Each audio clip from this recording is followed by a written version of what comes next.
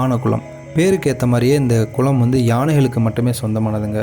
இந்த இடம் எங்கே இருக்குதுன்னு பார்த்தீங்கன்னா, கேரளா மாநிலத்தில் இருக்கக்கூடிய மூணாறு அப்படிங்கிற பகுதியிலேருந்து ஒரு 1.5 மணி நேரம் ட்ராவல் பண்ணிங்கன்னா இந்த இடத்த ரீச் பண்ணிடலாம்.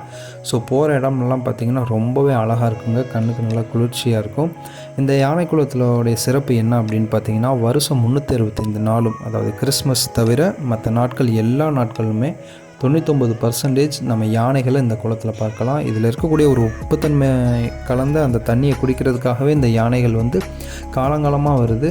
ஸோ ஒரு யானை 2 யானை இல்லைங்க, கூட்டமாக இந்த யானைகள் வந்து தண்ணி குடிக்கும். ஸோ எப்போன்னு சொல்ல முடியாது. ஆனால் ஈவினிங் 5:30க்கு மேலே இந்த இடத்துல மக்கள் வந்து நடமாட அலவுட் இல்லை, அதாவது இந்த புல்வெளியில்.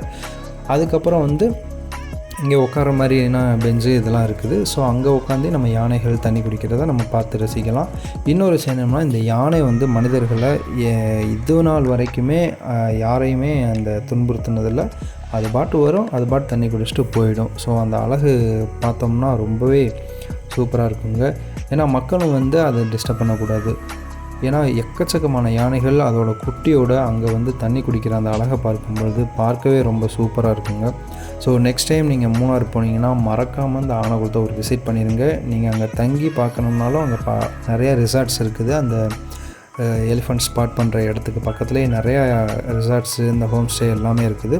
ஸோ நீங்கள் அங்கே ஸ்டே பண்ணியும் அங்கேருந்து பார்க்கலாம். ரொம்பவே சூப்பராக இருக்கும். ஸோ நெக்ஸ்ட் டைம் மூணாறு போகிறப்ப இந்த ஆனைகுளத்தை விசிட் பண்ண மறந்துடாதீங்க. தேங்க்யூ.